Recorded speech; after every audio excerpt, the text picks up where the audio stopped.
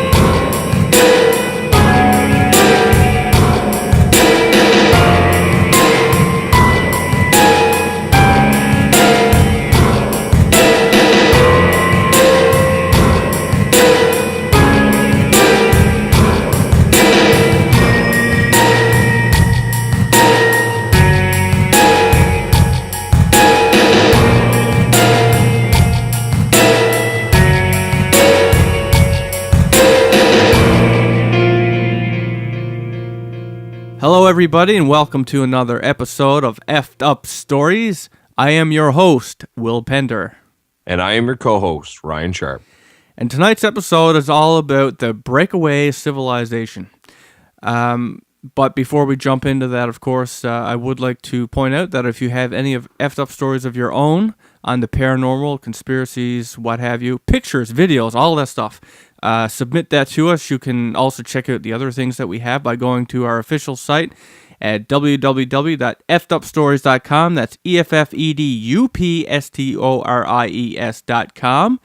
And go to the menu, submissions, send it to us, and it could get in the podcast or at least on the website. So that's something. And with that said, Ryan, let's jump into the Breakaway Civilization. So first of all, what is the Breakaway Civilization? Well, the term itself, Breakaway Civilization, really is it's a new term, really. Richard Dolan, I believe, was the first to coin it, and subsequently now it's been picked up by UFO historians / ufologists. People who are studying this in a more complete way, and I guess that's the Breakaway Civilization. Simply said, is a way to describe the groups and individuals who have access to very advanced technology that we suspect is derived from exotic alien off-world technologies. And the resulting divide that would cause, what makes a civilization. And as Richard Dolan is fond of putting it, one of those milestones of a civilization is indeed its technology. And if we look at the different black budget programs, or we look at the black budget program, or all of them together under a generalized umbrella, we could point to that and say, hey, here's a group with they have a very different type of government. They have a different type of financing and funding. They are, for all intents and purposes, they are cut off from the rest of what we call our modern society in technology. Information doesn't cross over from one group to the next. So I guess, not so simply said, that's the Breakaway Civilization.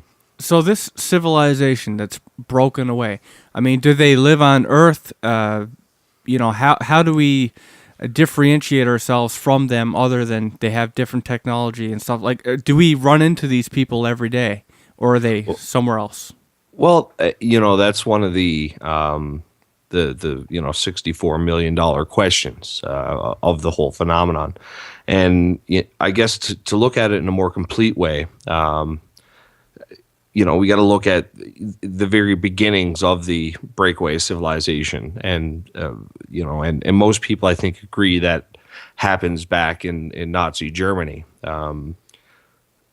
What apparently happened in 1937, there was a saucer crash that was subsequently retrieved by Hitler's people, and great study went into that. And a short time later, we have this creation of the Glock, which is German for bell, the German bell.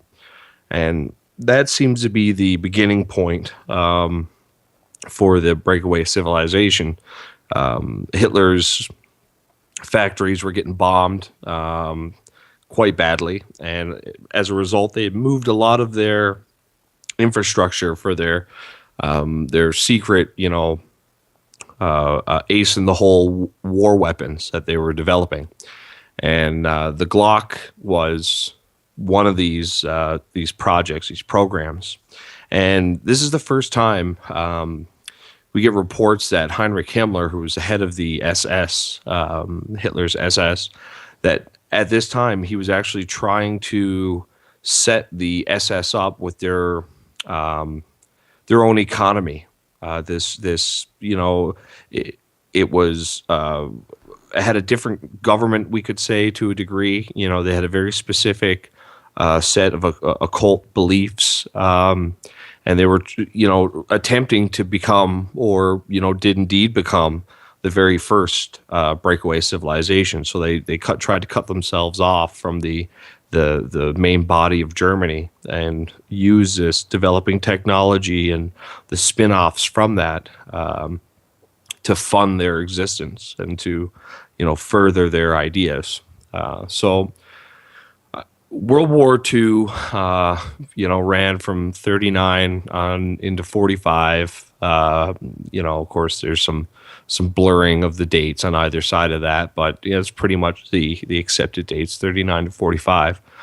And then, of course, we get this big outpouring of German scientists. A big chunk of them go off to the Soviet Union, and the rest of them come to the United States under Project Paperclip. Everybody's quite familiar with, Warner von Braun and all these other scientists. So,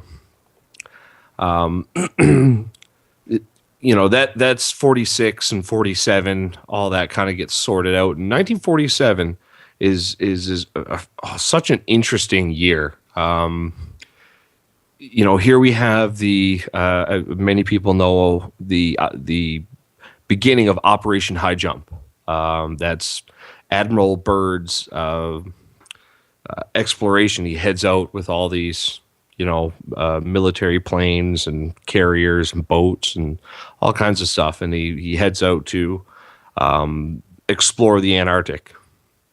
And, I think it was officially called the Antarctic Development Program, or the Navy's Antarctic Development Program. So that's in 47. In that same year, Kenneth Arnold, that's the famous, UFO sighting. He's accredited as being the first one. It's where the term flying saucer came from. Same year, 47, Roswell. Yeah. Same year, 47, the CIA starts up. So 47 is a real busy year. And we got all these German scientists. They've been in the country for a couple of years, and they start to find their ways into different organizations and groups. And I mean, they're held to quite a high regard. And I mean, we have to assume that there had to have been some kind of a deal was made here. When the war was over, and there had to have been some kind of deals that were cut. And really, a decade later, 1958, we have the creation of NASA. So one of the big things that highlights the end of the war is like the disappearance of all this war plunder, and that goes all the German plunder, and also all the Japanese plunder, and a lot of this money kind of disappeared. And this is kind of the linchpin of the whole thing is the money. And you could research for days and days and days, like the where that money came from, and all the stuff that kind of sprang up around that war plunder money. I mean, we could do a whole other episode on it. It's so expansive. But it's believed that this money was part and parcel of what was later put together into a vast financial network, a slush fund basically. And So are we talking, several different, civilizations now? Or are we saying that they all kind of joined up and are one breakaway civilization? well, and that's another really good question, because the more you look into it, the more it looks like there's a upper echelon. There's an upper hierarchy of people that aren't necessarily part of the government, or consider themselves part of any particular nation, perhaps.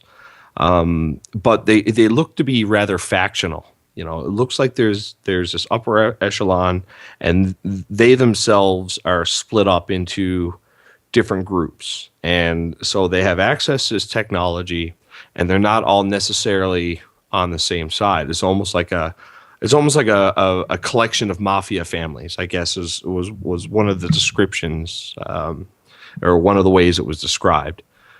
So it's very tribal, very territorial, and while these people could be members of same countries or members of different countries, I think at that level, what matters most is your affiliation to that group within the inner circle. There's within that upper echelon, there are smaller special interest groups, each vying for control. So it may have started out,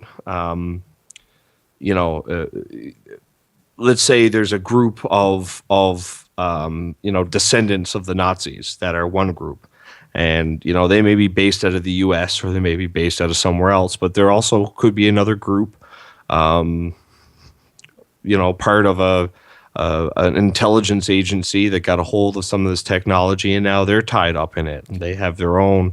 And what it really gets down into is the idea of black budget funding, and the kind of insane compartmentalization, like to the degree where it's labyrinthian. We have 4- and 5-star generals coming out and saying, we have completely lost control of the black budget programs. There is no oversight. We have no idea who's doing what with what, who has what, where the money is going.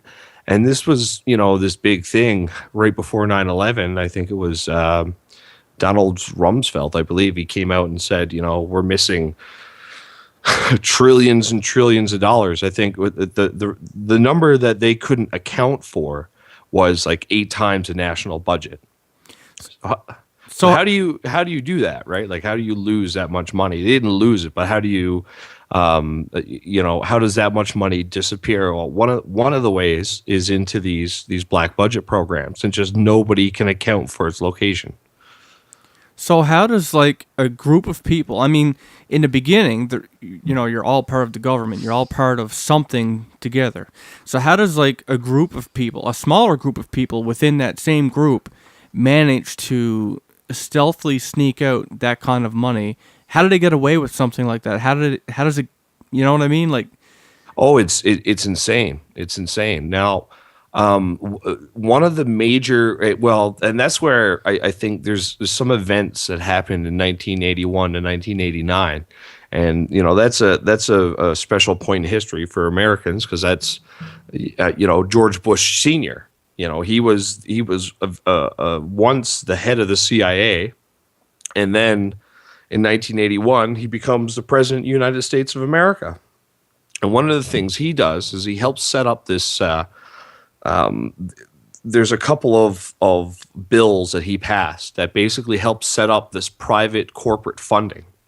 Now, anybody who looks into the Bush family at all always runs into Granddaddy Bush, old Prescott Bush, who himself was charged as with war crimes because he was aiding the Nazis, right? So here, Bush Senior sets up this slush fund, and bearing in mind that we probably still haven't spent all the money that was stolen from all these countries in the form of loot from the Second World War.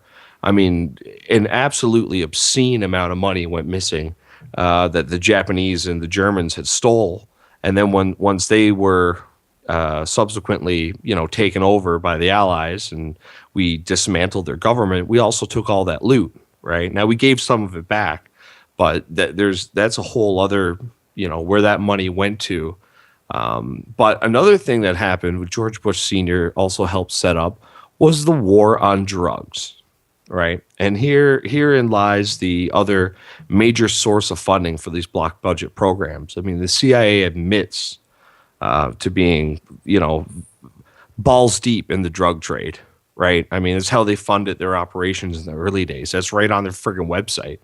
I don't know if they've taken it down now, but they had a section on their own history where they talked about, we were really underfunded. So what we would do is take out low-level drug traffickers and then replace them. And we would use the money because, if we didn't do it, somebody else would. And so we're just using the money to fund our patriotic programs that are going to keep you safe. So it's okay for us to deal drugs. So it's a necessary evil. Yeah, and that was their company line, and we're going to go ahead and assume that their involvement is like the whole opium controversy in Afghanistan, where the Taliban was burning down opium fields, and then Canadian and American forces show up, drive the Taliban out there, and then all of a sudden opium production goes up 500 or 600%. Right. So here, this is some of the dark corners where the money's coming from. And, another really interesting one that I've heard, because of course all this money needs to be laundered, right? It has to appear like it's coming from, or the money needs to appear like it exists in a legal way. And I've been listening a lot to Catherine Austin Fitts, and she's a financial guru. She's one of the people who she was in the Bush Jr. George Bush Jr. She was in his cabinet, or she was part of the financial team during the Bush era, and she actually left. Big time financial money and started her own thing because it became apparent to her that that through the black budget economy and that basically after 9/11 that all the stuff that they were doing financially was all tied together. Like, I mean, this thing is huge. It is impossibly huge and very difficult to really pin down. So you have multinational groups who may be affiliated together because they're all part of the same club. They all have the same toys, So, who else are you going to go to for spare parts, I guess? But at the same time, they're your direct competition. And they're being funded literally by, everyone talks about our crazy financial system. It's like, why is our financial system so insane? Because it's literally set up, and this is one of the things Catherine Austin Fitts says, that it's like we have a UFO economy. Our economy is set up to reap a huge tithe from the people. So there's this huge system put in place by the world banks that is this debt slavery system where you can never pay it off. Well, where's all this money going? Is the question, and I guess she illustrated or spoke of a funny anecdote that right around the same time, I guess that all that money went missing right before 9/11. There was this mass UFO sighting And someone said, wow, look at those lights, and what could possibly do that? And Catherine Austin Fitz made the comment that I'm sure Lockheed Martin would have done it for that many trillion of dollars that had gone missing, right? And so, I mean, that takes us up to, the 2007 recession, right? I mean, that we're talking trillions and trillions and trillions and trillions of dollars in this huge bailout. Whatever it was 14 trillion or 28 trillion, some ridiculous, impossible number that was paid out to all these different groups. And one of the big things that they said is we want this money, but we want no oversight. Okay. That seems insane on the face of it, doesn't it? It does. We want this money from the government, but we don't want to have any oversight on where it's going to be spent. I mean, if there is a global breakaway civilization, a black civilization hidden beneath or hidden above, and I mean, that's really the only two options, is that either their facilities are under the ocean or they're underground, and that's the majority of these deep underground military bases aren't necessarily military bases. They're privately owned and operated facilities. And that's the big scary part, right? Is that this all got away out of the government's hands because everything became, in the 70s, became subject to Freedom of Information Acts, right? So you needed everything out of the government's hands, because anything that the government had was also public. It was subject to congressional overview. But as soon as you put it in the hands of private corporations, no more overview. That's like hearing about the private billionaires who actually, they kind of run by their own rules and have in fact allegedly lent money to the government, right? With an interest. That's what we're talking. And that's what we're talking about, the big banks, right? Yeah, and with an interest, mind you, that the government can't pay back because there's a finite amount of money in the world. It was, it can never be paid back in full because there's only so much money out there. And that is our insane, bizarre credit debt slavery system, right? And it's an impossible system. It's supported by bubbles and stock markets and artificial inflation and printing more money. It all seems very mentally ill on the face of it once you really look into how our financial system is engineered. But if you look at it from the perspective that there's a small group of people trying to literally harvest trillions of dollars from the inhabitants of this planet in order to fund a transnational hidden civilization that is either and I think it's far more likely that they're underground, or they have underwater oceans or underwater bases, beneath the ocean bases. Then they've built bases on the moon. Now, that's also a valid argument to make, that they've used this technology to leave this planet, go off to the moon. But again, the moon has finite resources, so you always need to have a base of operations here. And I think that the fact that we have so many sightings, and sightings have only increased over the last few decades, I think is a clear indication that there are groups of individuals, or whatever you want to call them, the breakaway civilization or special interest groups, but there are these black budget hidden groups who are operating with seemingly more and more and more of these machines. So, I mean, what proof is there? Well, there's the Gary McKinnon case. Here we have a young fellow who's labeled as being, one of the worst, one of the most malicious, brilliant mastermind hackers in recent history. Hacks into NASA and Pentagon computers. I mean, he explained exactly how he did it. It was no no masterminding to it. It was just somebody had apparently left the door open had installed, a version of Windows that had all open passwords on it, that they had flashed this across several computers on a network connected to to NASA and connected to the Pentagon.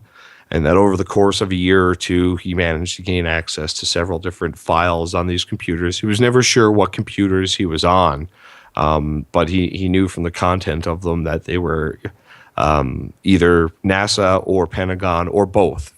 You can hop from one network to another. And he came across a photograph of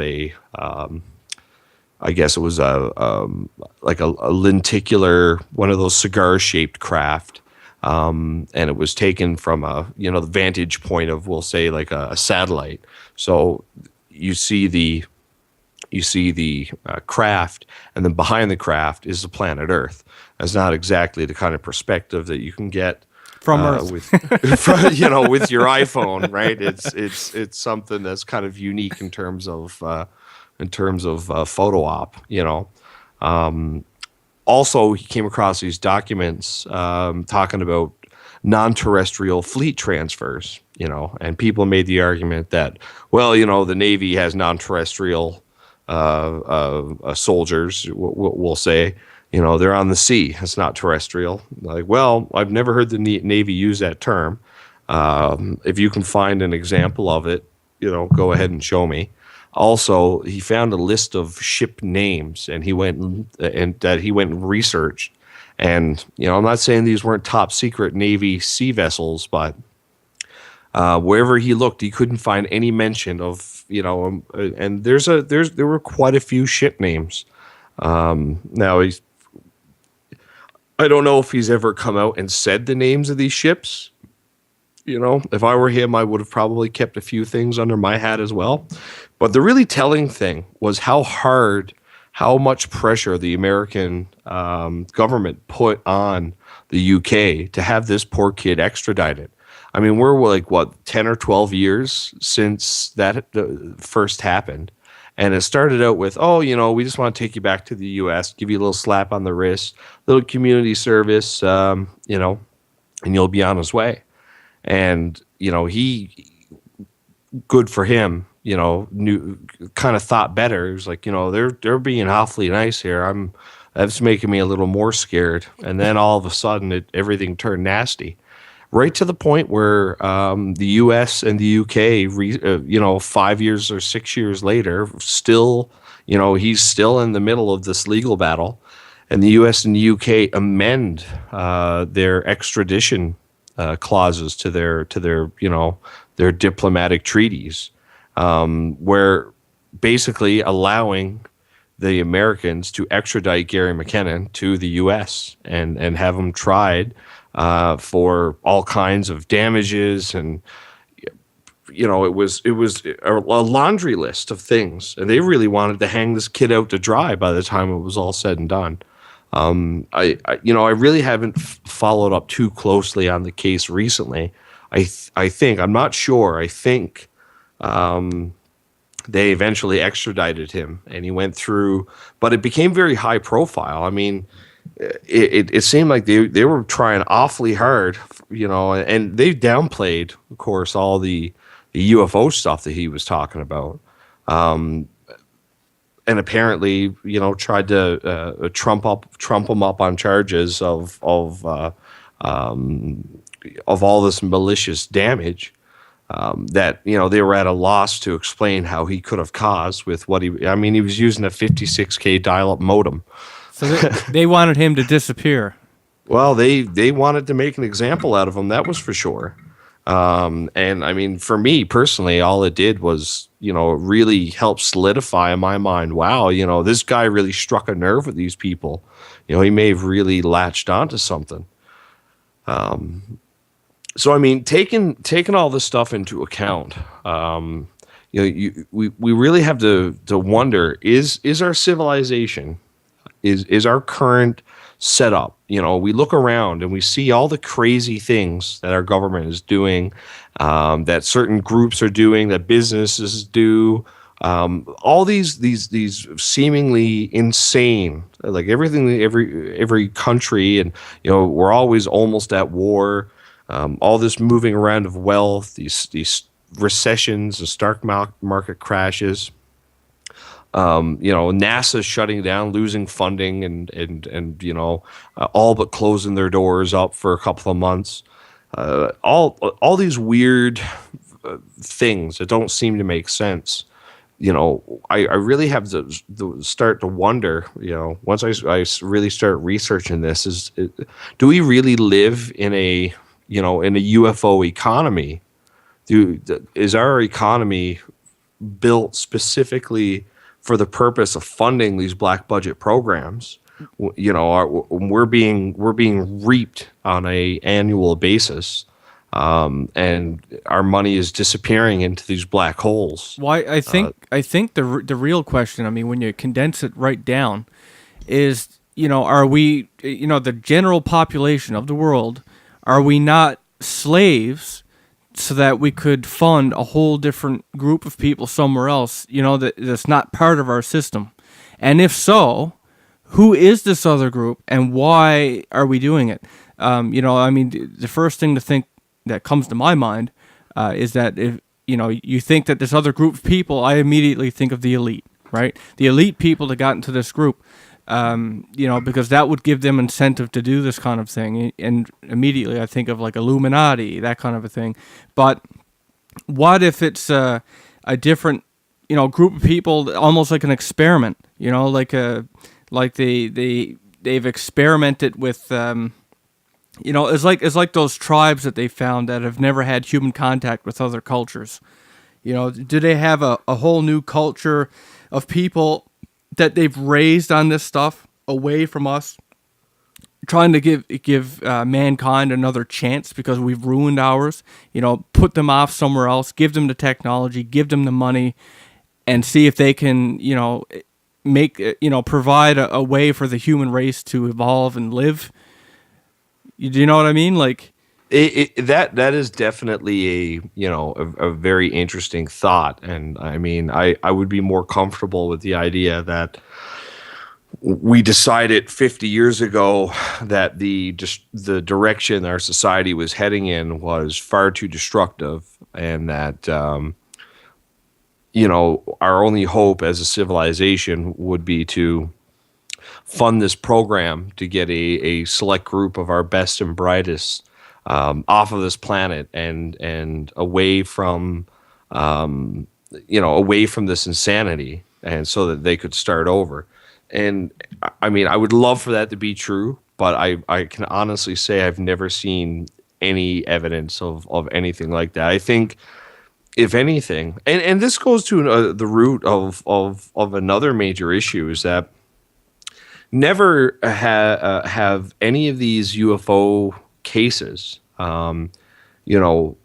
whether we're talking about Rendlesham Forest or we're talking about the Phoenix Lights, or even Roswell, but never have any of these crafts ever exhibited anything really to say that they're capable of interplanetary travel. Now, we assume that because of the way they move, and with the advanced capabilities that they exhibit, that we've always assumed that they're from outer space.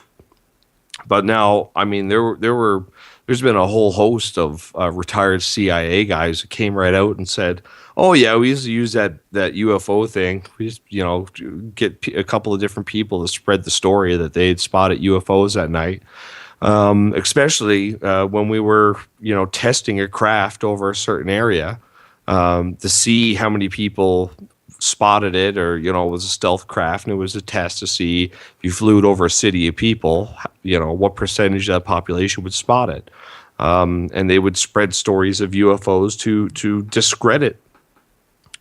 So, I mean, the CIA comes right out and admits that they would spread these kinds of stories. But at the same time, there's no evidence anywhere that UFOs can travel to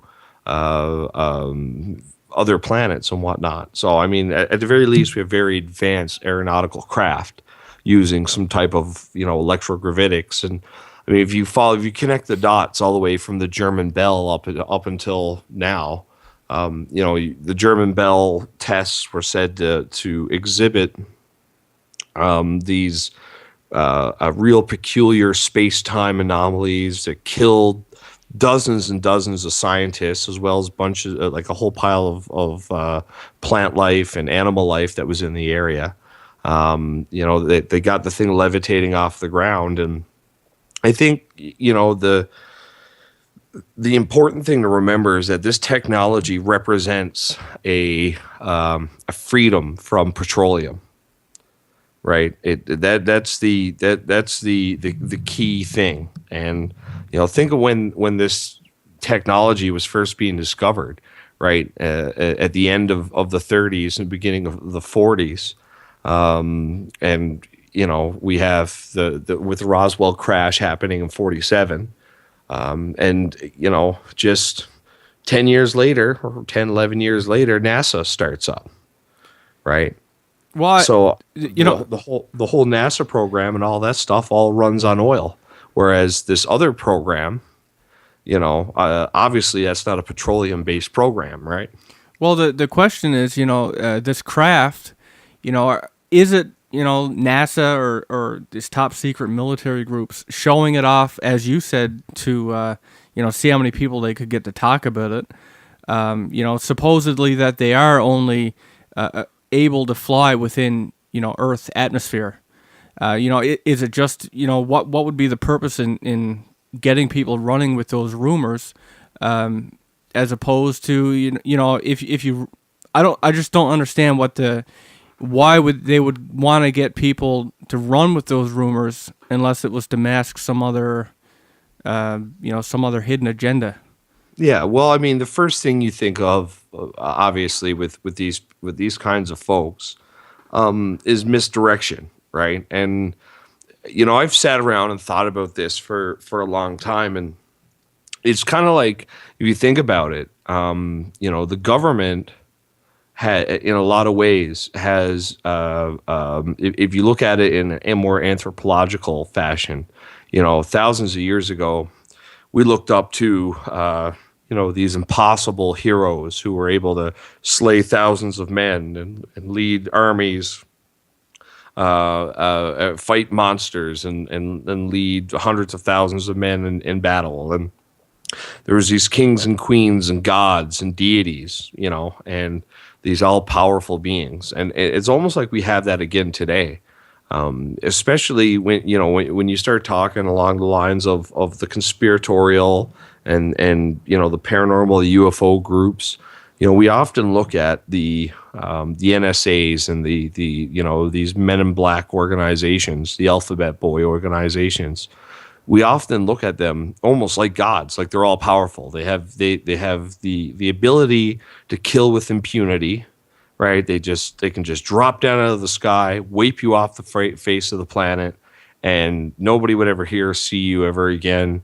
They could erase all your electronic records. They could suddenly make you a sex criminal in every police database.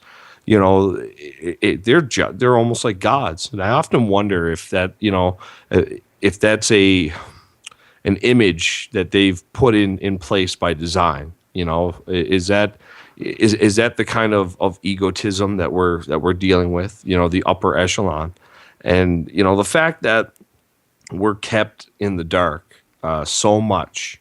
Because let's face it, if they came out tomorrow and gave you or I the ability to have free energy or near free energy.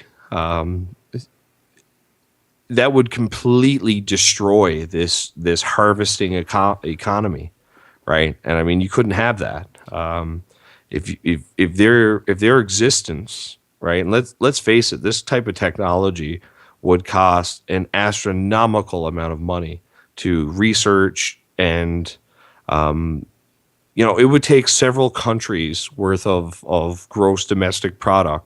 In order to, several countries worth of GDP to actually fund a we think about it, the most advanced jet technology and satellite technology is astronomically expensive. So how much would it cost to fund an exotic UFO based program, an alien reproduction vehicle project? I mean, the numbers are astronomical. Well, my question is, and the most important question of all of this, if all this were true, then one has to ask, who is this breakaway civilization? Because all these people that are coming in and making a secret and making these programs, are they doing it for themselves, or are they working for someone else? Is the breakaway, I guess it wouldn't be a breakaway civilization in this case. Is it possibly another alien race that actually, made a deal with these upper echelon worth of people in exchange for, this technology or that technology? Help us farm your planet for what we need, and we'll give you this. And that is another common theory, and one of the ideas is that this technology may have in fact changed hands a few times. There may have been groups that were completely wiped out. Maybe the early Nazi groups were wiped out by other groups, and they acquired their technology and have been continuing. Now there is a whole leg of study of this phenomenon, the idea of the breakaway civilization, that part and parcel of what drove them. You think about it, you get all, so the Second World War ends, you enter the Cold War, you have all these scientists, all these German scientists, and you're the American government. You have all these German scientists. There's all these rumors of all these different crazy weapons and devices that they've developed. You've caught them communicating with their counterparts who went to the Soviet Union on several occasions. You prosecute some. You're very edgy, and all of a sudden a craft crashes in 47 in Roswell, right? Or some people say multiple crafts. I mean, the details aren't really important. You acquire exotic technology. So, what do you do from there? Like, how do you protect it? How do you keep it out of the hands of your enemies, right? You got to split it up. And then 50 years go by, and at the same time you have a lot of people talk about the Rendlesham case, but one thing get talked about a whole lot with Rendlesham is that was a U.S. military base in the UK. That was the forwardmost nuclear base. That was a nuclear missile, I guess, Minuteman type facility. That was the forwardmost nuclear armament that the U.S. military had in going on the European front, right? So, height of the Cold War. And there's all these tensions. The Americans are considering of unleashing a nuclear weapon on the Soviet Union, and all of a sudden a UFO lands in Rendlesham Forest, and there's this multicolored beam of light that comes out of the craft, and it hits the ground. Now, where it hit the ground was apparently right over the hidden bunker where these missiles were being stored, and whatever was in that beam of light actually affected the missiles in an adverse way, and it basically it de-armed the nuclear warheads. It made the nuclear payloads no longer viable, right? So that what would that do to you as a leader of a nation, right? I mean, it's time for us to suit up. We gotta even been the leader of the nation, right? I mean, we could be talking about the actual leader or leaders or person or group of people, these hidden councils that let's face it, all these groups, all these governments of the world, they know that at any time that they need a dozen different plans on how to deal with something. And, sometimes, especially during war, committees and whatnot, you get these, it's not hard to imagine secret committees that get created to oversee security, because we can't trust the security of our entire nation to a guy who might only be here for 4 years, right? I mean, that's the president, right? He's hired on. He gets to work there 4 years, and 8 years if he's lucky. He gets reelected a second time. But in the U.S., it's 2 times, 2 terms, you're done, and then you're on your way, right? So it's not hard to imagine a secret group that has more direct control. That's outside of the senators and outside of any oversight.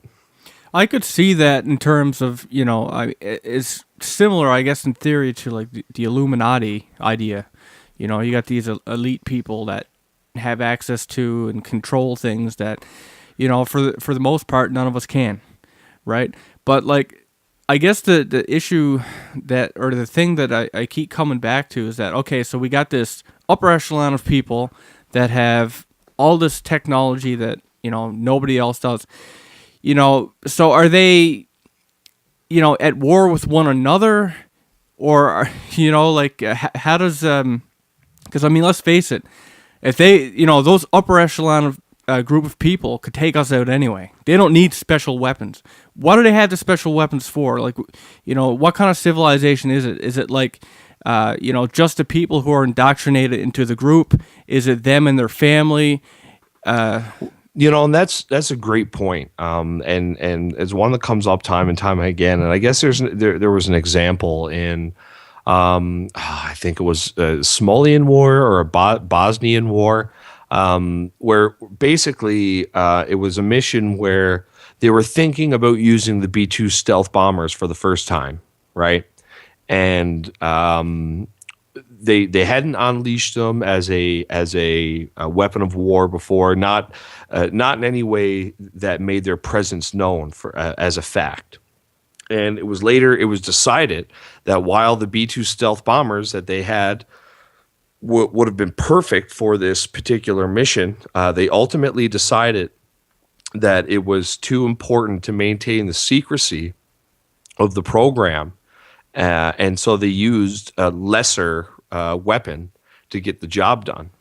It wasn't as precise, it wasn't as stealthy, but it maintained the security of the B-2 stealth bomber. So, I mean, right there we have a concrete historical precedence for them, at least this group, the U.S. military. And I think in the context of the Breakaway Civilization, the U.S. military actually plays the role of security guard for this technology.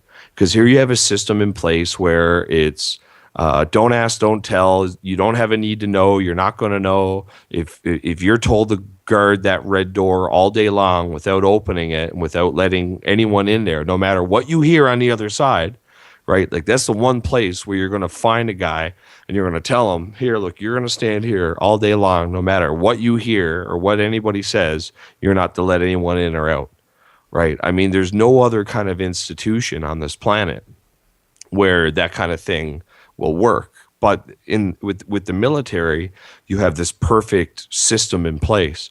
So you can hide all of your toys and all of the devices. I think there's a lot of speculation on infighting, and that's why we haven't seen a whole lot of this technology escaping out into the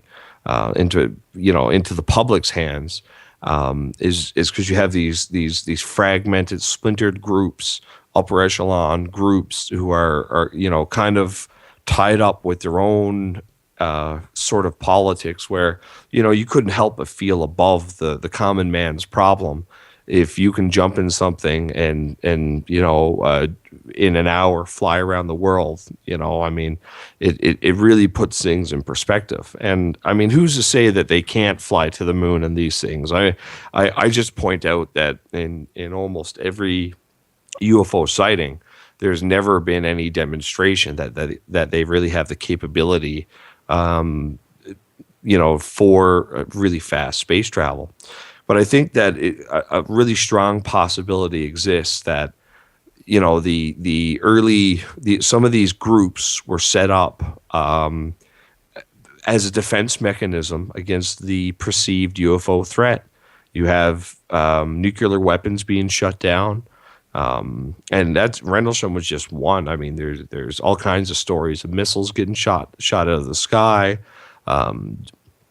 jets being disabled, all kinds of nuclear weapons and payloads being disabled, nuclear missile silos being completely powered down. All kinds of stories came out about that kind of thing. So I think that part of it might be a response on our part as humans, that there were some secret groups who were mobilized to say, okay, you guys have to take this technology and turn this stuff into weapons because we have these unknown bogeys invading our airspace and we can't stop it. So that's the question then. I mean, is this breakaway civilization really, guardians of Earth that are doing top secret work to defend us from enemies that we don't know about? Or is it, a group of greedy people that need, the top technology, the top everything that we don't have? And more so, if that was the reason, what good is it in the hands of like a small group of people? You know what I mean? Like, how would you justify, like, how good would that be for the human race anyway? I mean, you're talking a very minuscule amount of people to the world that has technology, do all this fancy stuff, but they can't show it off. They got to keep secret. And you know what I mean? Like for me, it falls apart with that theory because it just doesn't really have a good enough of a motivating reason to have it. I like to liken it to the priesthoods of ancient Egypt. These mystery cults and these mystery priests, they had advanced mathematics and architecture that they used as a that was part of their secret religion, their secret cults, right? And I mean, anybody who studies UFOs immediately know that it gets, especially on the Nazi side, it gets all tangled up into the occult. I mean, some of the U.S.'s the U.S. Army's greatest rocket scientists were tangled up very deep into the occult. In fact, one of their one of the most prolific, not Warner von Braun, but another German scientist. What was his name? Kemmler, something like that. He was a student of Aleister Crowley, and he was he was one of the top rocket scientists of the time. So there's this inseparable connection between the UFOs and these occult systems. I think that is very likely that these groups developed their technology and developed all this infrastructure as a direct result of the others, right? I think it's unmistakable at this point that there are visitors coming to this world. Now, whether they're coming to this world from the future, from another planet, or from another dimension, or from deep within the Earth, or from on the dark side of the moon, I have no idea. But I think at this point, it's safe to say that there are these visitors, these non-human intelligences that visit us periodically. And I think that if there is indeed a breakaway civilization, which I do believe very strongly in, I think that they are definitely rooted, their existence, they owe their existence, I should say. The breakaway civilization owes its existence to the existence of these visitors. Right, it's our, it almost certainly is our response to their presence. Right, these small elite groups who have managed to, and this is the other thing, because these programs are so compartmentalized, right? It's easy to understand how the technology could have gotten into the hands of, perhaps it started out as a legitimate defense program, but somehow got into the hands of, oh, I don't know, Rothschilds or Rockefellers, through funding, and they were the heads of programs and projects and whatever, and managed to get their hands on this stuff, right? So ultimately, would you say that the Breakaway Civilization really is our defense mechanism against otherworldly threats?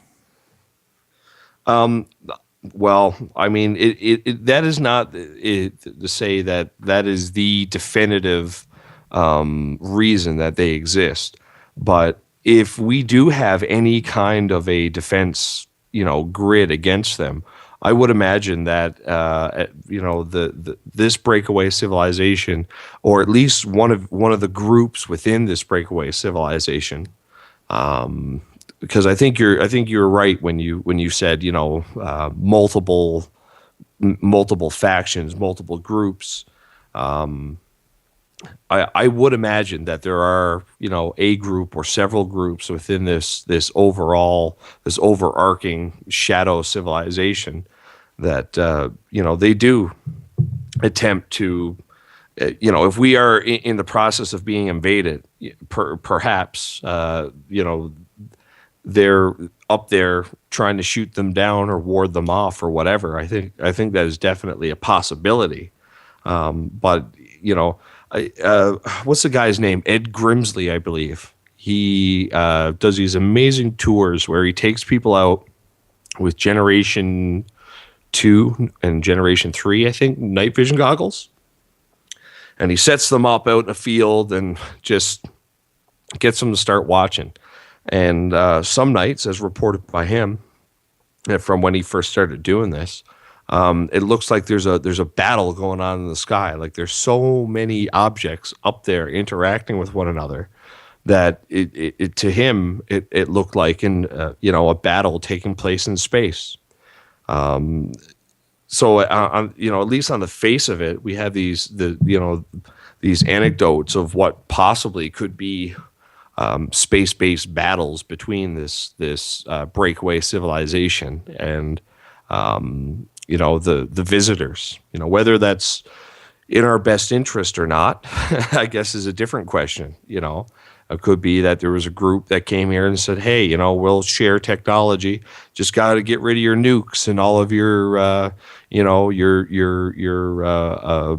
disease, your bioweapons, and you get rid of all that stuff, and we'll teach you the secret to long life and utopian society. And perhaps that was a terrifying prospect to those to the governments who had just left the Second World War, and they were like, yeah, we're not giving up our super weapons. I'm sorry.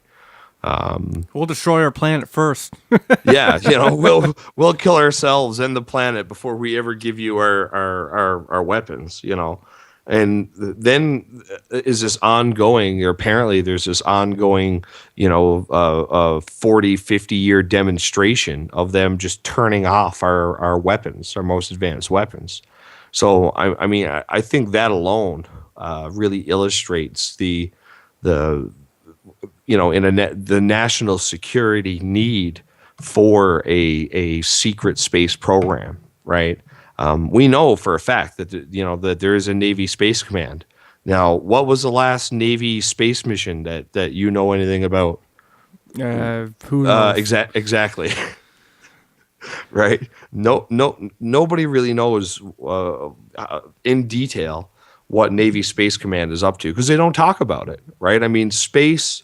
Let's face it. Space is the new theater of war. Right, that's where we have our satellites.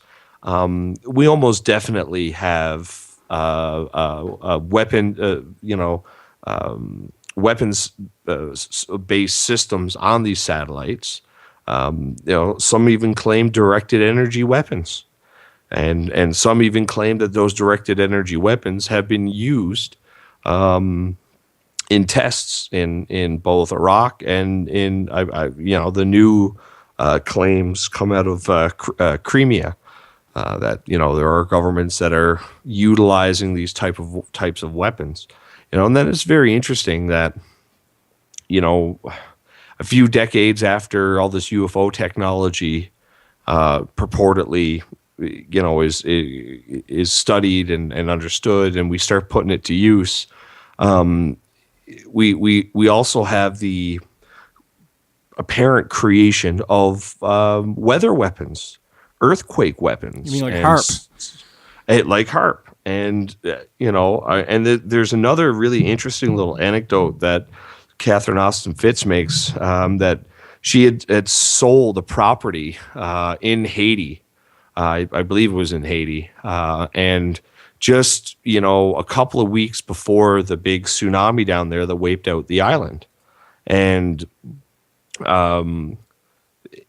just, the week the week leading up to that tsunami, the housing market just crashed in Haiti, and she couldn't figure it out. She's like, nothing's changed. There's been no major changes in the finance system. The housing market hasn't changed. Why suddenly, out of nowhere, did this whole thing crash?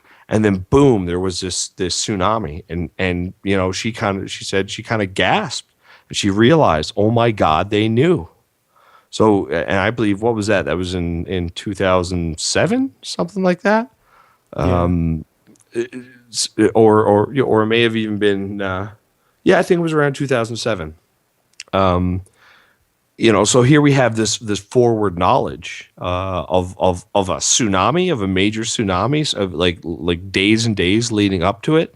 And again, I mean, if here we have another example of how these markets can be manipulated. So if you have a device that is able to cause widespread devastation like that, and you have massive amounts of money that you can bet against the housing market of Haiti, and you put up several $1 billion up against the housing market as a put option to say, okay, well, I'm going to bet that this market's going to crash.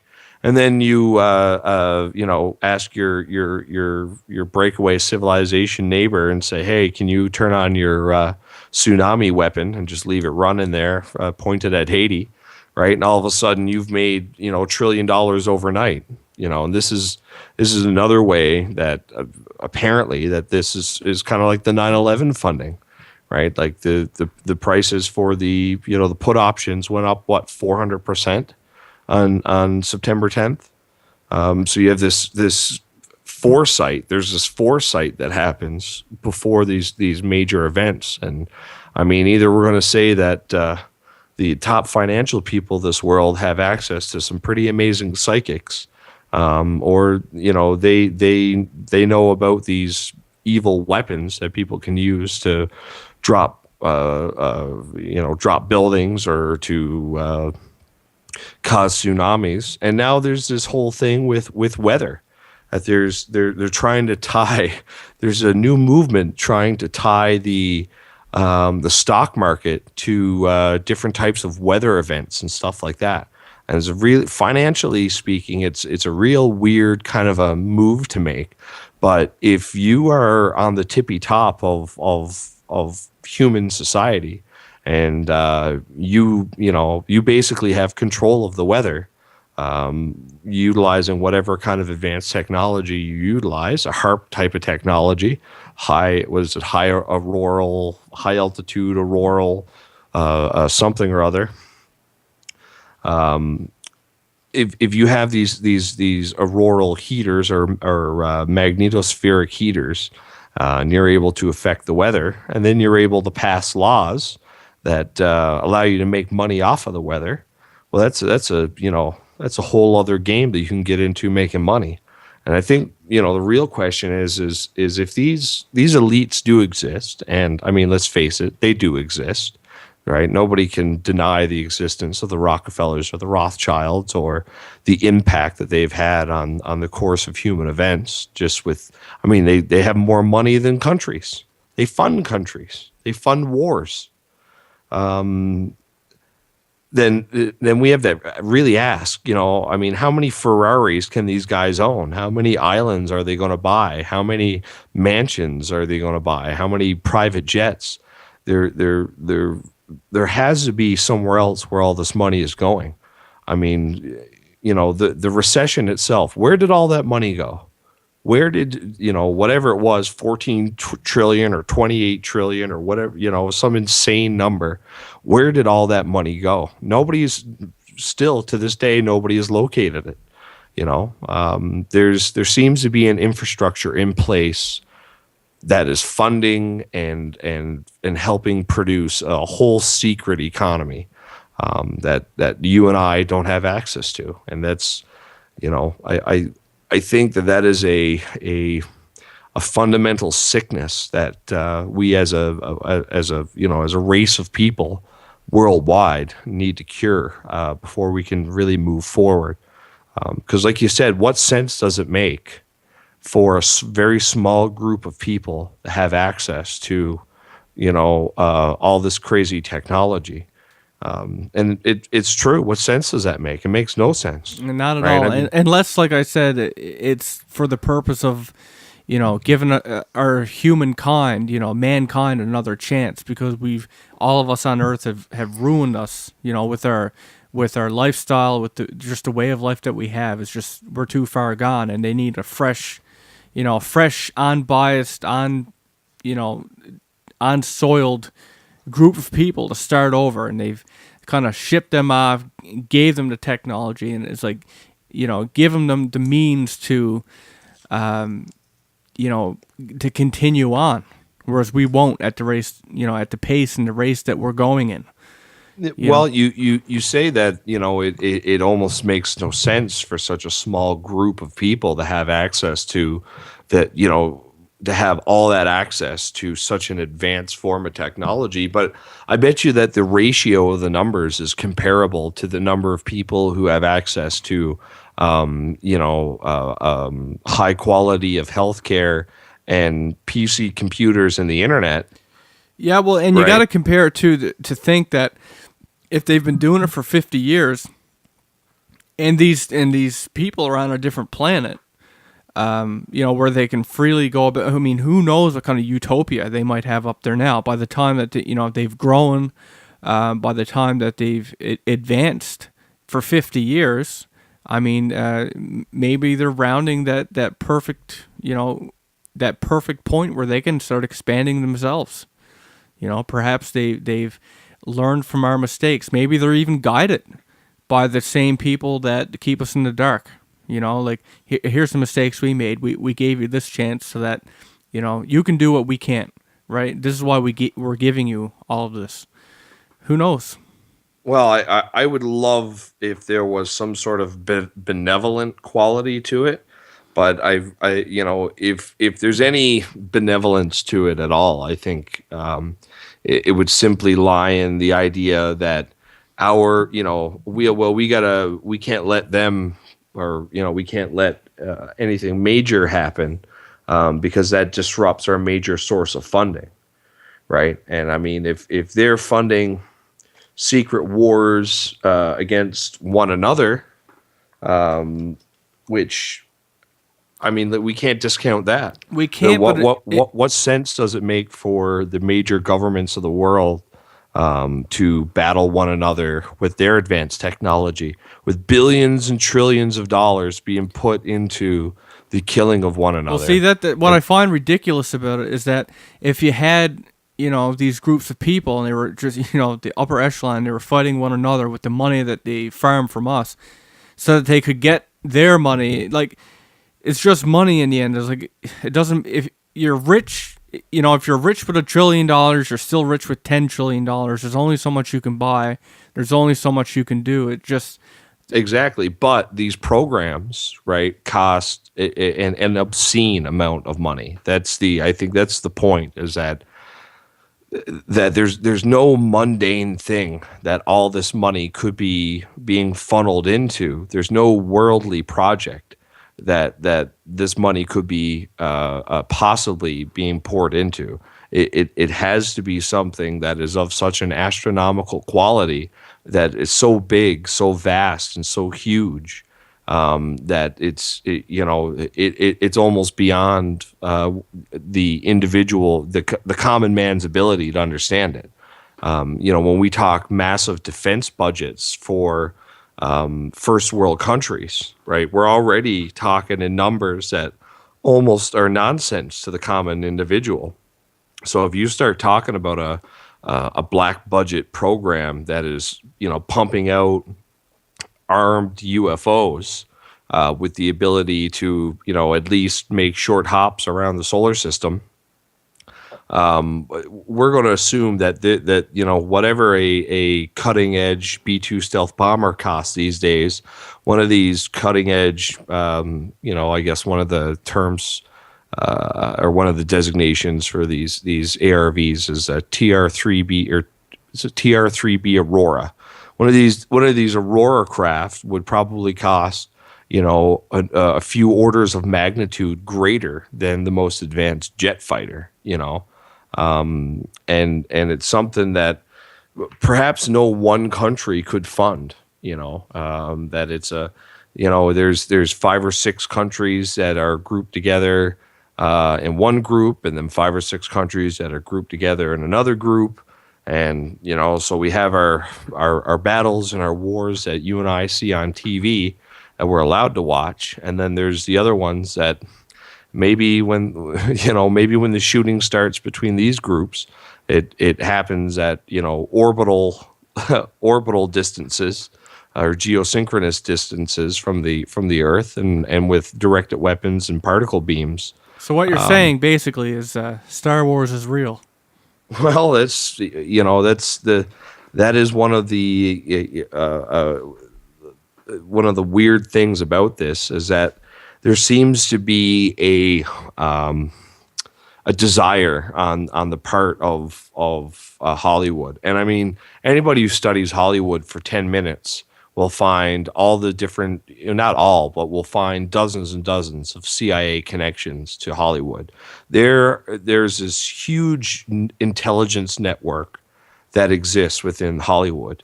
And there really does seem to be a preponderance of movies and concepts that hit the silver screen, and then bam, it's happening in real life, There's been for a long time, it's been said that there's been a acclimatization process being undertaken where the mainstream media, which is mostly being fueled by Hollywood, is pushing these ideas of extraterrestrials and life in other worlds so profusely and in such an exact way.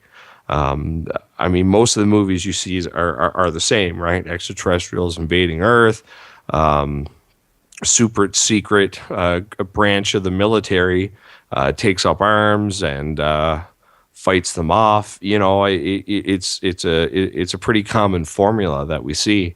So there's this correlation between what we see in the movies. It's almost like they want to tell us, but they got to tell us in a way that is, Well, I think 100% deniable. Well, I think the idea is if that were what they were doing, would be to desensitize us to it. Because if you remember way back when the whole UFO phenomenon started in I don't know if it was the 40s or 50s when it became mainstream, but people really, really freaked out at the notion of it. Well, the whole Orson Welles radio cast, exactly. Mars is invading, and even though it was fake, an experiment. Exactly, and people went crazy. So, years and years later of being seeing this stuff and being desensitized bit by bit. I mean, I'm convinced now that for most people, if they were to see a UFO or an alien, or at least if it hit the news, I don't think I honestly think that most people would look at that and say, "Wow, that's interesting," and go right over to their Facebook or right back into their normal everyday list of things that they do. I don't Well, I think. think there'd definitely be a more pragmatic approach by the population these days. There'd be. I think right off the hop there'd be a lot of shock. A lot of humor right off oh, there goes the neighborhood kind of. Yeah, as we try to settle in with this new and I mean, we could do a whole other episode about the idea of society after disclosure. Yeah. That would actually be an excellent show to get Richard Dolan in on. Well, so would have this, but things being what they are, you're stuck with me. I think what we need to really take away from it is that there is this possibility that there is this giant economic machine that exists beneath the financial framework of our modern society. And that a lot of the problems that we have as a society, our finances, the unfair distribution of wealth, a lot of these insane systems that when we first look at it look insane. I think a lot of it makes a lot more sense if you factor in the idea of a UFO economy of an entire second economy that is supported, is propped up by our economy. That is where in this day and age, that is where our collective funds are being funneled, and I guess like many other of our ventures out into the unknown, it's funded privately. Sometimes it's funded secretly, and it really could, at the same time, it could represent this huge new step that the human race is taking.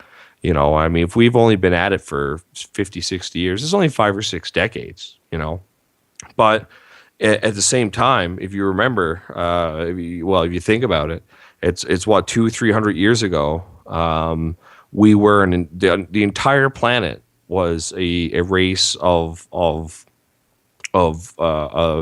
wooden house dwellers who rode on horses and dragged wagons of goods around. Right. I mean, that was just 200 years ago. It was 200 years, 20 decades. Right. So in 10 decades, in 200 years, we had gone from the horse and buggy to the airplane. And in another few decades, another 2 decades, we went from the airplane. Was it 2 decades or another 4 decades? We went from the first solid airplane to a moon landing, and that, I mean, the moon landing. Well, NASA started it up in 58, and the moon landing was in what, 65? I'm not sure. Yeah, I'm not the right person to ask, unless I've done and got my jot notes. Yeah. So, I mean, not that we had airplanes, and then bam, a few decades later, we're on the moon, and that was in the 60s. We landed on the moon, and here we are, 2014. Seemingly, we haven't done anything since. But I think there's a very good case to be made that, in fact, we have. It's just. I mean, the original space program, when it first started up, it was secret. I mean, we had a secret space program. They told us about it, but we had a secret space program, and I think we have a secret space program again. Yeah, that could possibly be it. So, Ryan, is there anything else that you wanted to add on the Breakaway Civilization before we clue this up? I think the only thing to really remember when, getting into the Breakaway Civilization, or if you're, because it really is a huge thought experiment, is if you sit back and you start sifting through history and right up to, right now, and we start looking at some of the moves that some of our governments make, and some of the directions that we take as a people, that, sometimes even UFO believers, we don't factor in that UFO reality. And I think going forward as a race, I think the UFO reality is going to become much more important in our everyday lives, in our everyday economics, and it's really going to be a driving point in the next, in the next 5 decades. I really look forward to how they unfold, because I think it's really going to open up the UFO reality and make it an integral part of our lives. Okay, so with that said, everybody, I hope you enjoyed the episode. And of course, if you have any effed up stories of your own, we ask that you go to the official website at www.effedupstories.com. That's EFFEDUPSTORIES.com. And of course, submit your stuff. This is Will Pender, your host, signing out. And I guess in this case, Ryan, you're more my guest, right? And in this case, I've been more of a guest, but all the same, I'm Ryan Sharp. Thank you for listening. Good night. Good night, everybody. Access to very advanced technology that we suspect is, derived from exotic, alien, off-world technologies, and the resulting divide that would cause. What makes a civilization, and as Richard Dolan is fond of putting it, one of those milestones of a civilization is indeed its technology. And if we look at the different black budget programs, or we look at the black budget program, or all of them together under a generalized umbrella, we could point to that and say, hey, here's a group with they have a very different type of government. They have a different type of financing and funding. They are, for all intents and purposes, they are cut off from the rest of what we call our modern society in technology. Information doesn't cross over from one group to the next. So I guess, not so simply said, that's the breakaway civilization. So this civilization that's broken away, I mean, do they live on Earth? How do we differentiate ourselves from them, other than they have different technology and stuff? Like, do we run into these people every day, or are they somewhere else? Well, that's one of the $64 million questions of the whole phenomenon. And I guess to look at it in a more complete way, we got to look at the very beginnings of the breakaway civilization, and and most people, I think, agree that happens back in Nazi Germany. What apparently happened in 1937, there was a saucer crash that was subsequently retrieved by Hitler's people, and great study went into that. And a short time later, we have this creation of the Glock, which is German for bell, the German bell. And that seems to be the beginning point for the breakaway civilization. Hitler's factories were getting bombed quite badly, and as a result, they moved a lot of their infrastructure for their secret, ace in the hole war weapons that they were developing. And the Glock was one of these projects, these programs. And this is the first time we get reports that Heinrich Himmler, who was the head of the SS, Hitler's SS, that at this time he was actually trying to set the SS up with their own economy. it was it had a different government, we could say, to a degree. You know, they had a very specific set of occult beliefs, and they were, you know, attempting to become, or you know, did indeed become the very first breakaway civilization. So they tried to cut themselves off from the main body of Germany and use this developing technology and the spin-offs from that to fund their existence and to, you know, further their ideas. So World War II, you know, ran from 39 on into 45. You know, of course, there's some blurring of the dates on either side of that, but you know, it's pretty much the accepted dates, 39 to 45.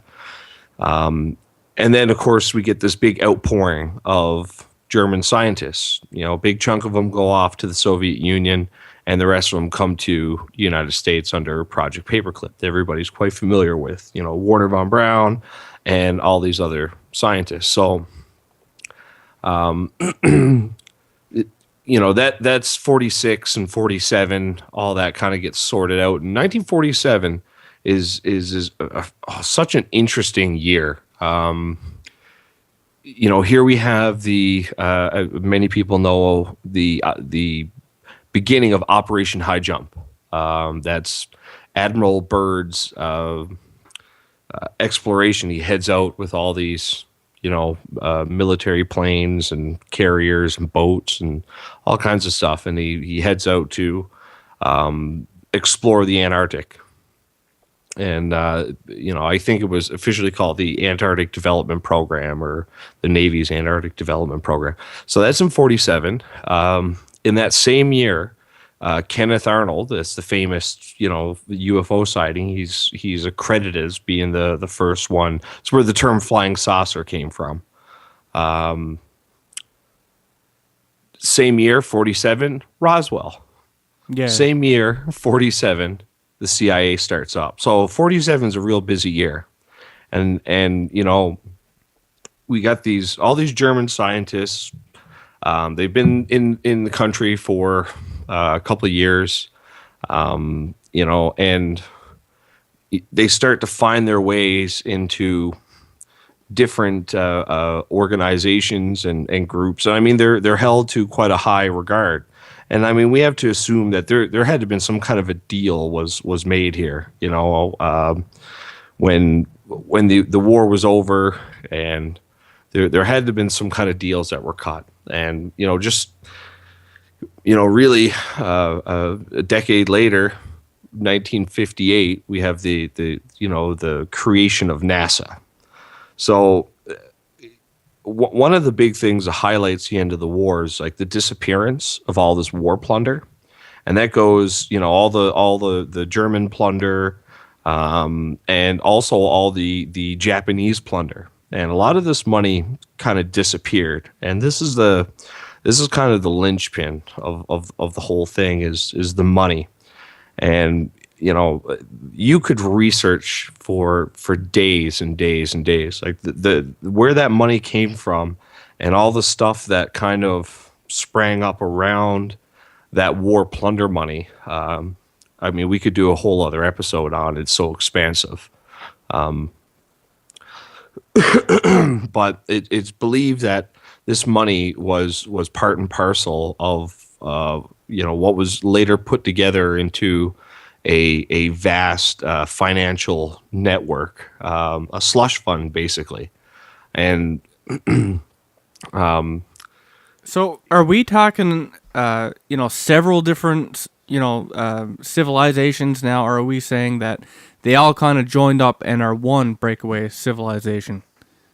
Well, and that's another really good question, because you know, the more you look into it, the more it looks like there's a upper echelon. There's an upper, you know, upper hierarchy of people that, you know, aren't necessarily part of the government, or, you know, consider themselves part of any particular nation, perhaps.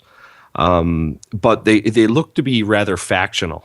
You know, it looks like there's this upper echelon, and they themselves are split up into different groups, and so they have access to this technology, and they're not all necessarily on the same side. It's almost like a collection of mafia families, I guess, was one of the descriptions, or one of the ways it was described.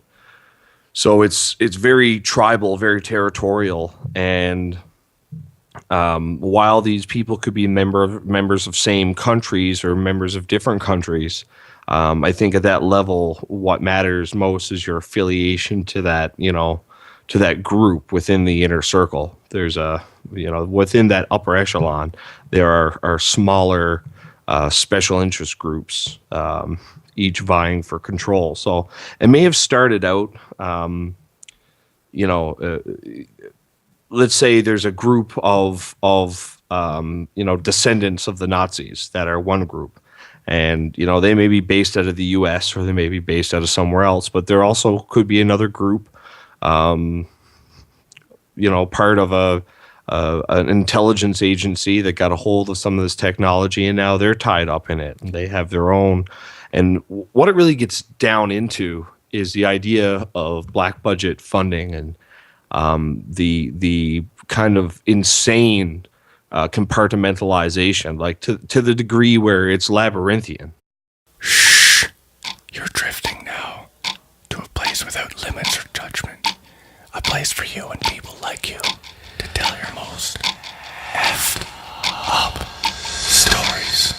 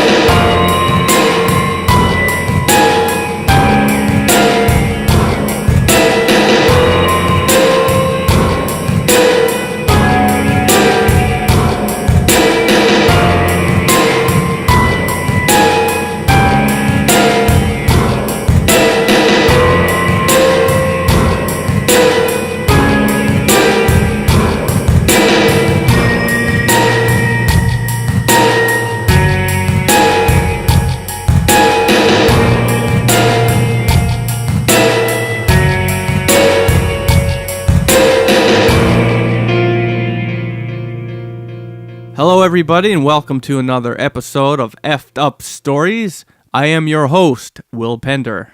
And I am your co-host, Ryan Sharp. And tonight's episode is all about the Breakaway Civilization. But before we jump into that, of course, I would like to point out that if you have any of effed up stories of your own on the paranormal, conspiracies, what have you, pictures, videos, all that stuff, submit that to us. You can also check out the other things that we have by going to our official site at www.effedupstories.com. That's EFFEDUPSTORIES.com. And go to the menu, submissions, send it to us, and it could get in the podcast or at least on the website. So that's something. And with that said, Ryan, let's jump into the Breakaway Civilization. So first of all, what is the Breakaway Civilization? Well, the term itself, Breakaway Civilization, really is it's a new term, really. Richard Dolan, I believe, was the first to coin it, and subsequently now it's been picked up by UFO historian / ufologist. People who are studying this in a more complete way, and I guess that's the Breakaway Civilization. Simply said, is a way to describe the groups and individuals who have acts. We have 4- and 5-star generals coming out and saying we have completely lost control of the black budget programs. There's no oversight. We have no idea who's doing what with what, who has what, where the money is going. And this was, this big thing right before 9/11. I think it was Donald Rumsfeld, I believe. He came out and said, we're missing trillions and trillions of dollars. I think the number that they couldn't account for was like 8 times the national budget. So how do you do that, right? Like, how do you lose that much money? They didn't lose it, but how do you, how does that much money disappear? Well, one of the ways is into these black budget programs, and just nobody can account for its location. So how does like a group of people? I mean, in the beginning, you're all part of the government. You're all part of something together. So how does like a group of people, a smaller group of people within that same group, manage to stealthily sneak out that kind of money? How did they get away with something like that? How does it, you know what I mean? Like, oh, it's insane. It's insane. Now, one of the major, and that's where I think there's some events that happened in 1981 to 1989, and that's a special point in history for Americans, because that's George Bush Sr. He was once the head of the CIA, and then in 1981 he becomes the president of the United States of America. And one of the things he does is he helps set up this. There's a couple of bills that he passed that basically help set up this private corporate funding. Now, anybody who looks into the Bush family at all always runs into Granddaddy Bush, old Prescott Bush, who himself was charged as with war crimes because he was aiding the Nazis. Right? So here, Bush Sr. sets up this slush fund.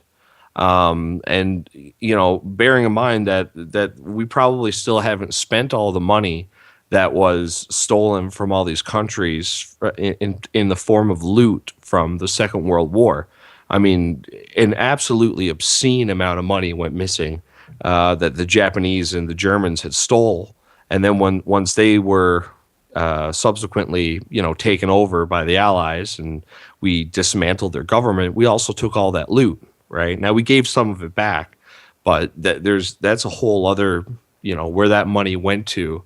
But another thing that happened with George Bush Sr. also helped set up was the war on drugs, right? And herein lies the other major source of funding for these block budget programs. I mean, the CIA admits to being, balls deep in the drug trade, right? I mean, it's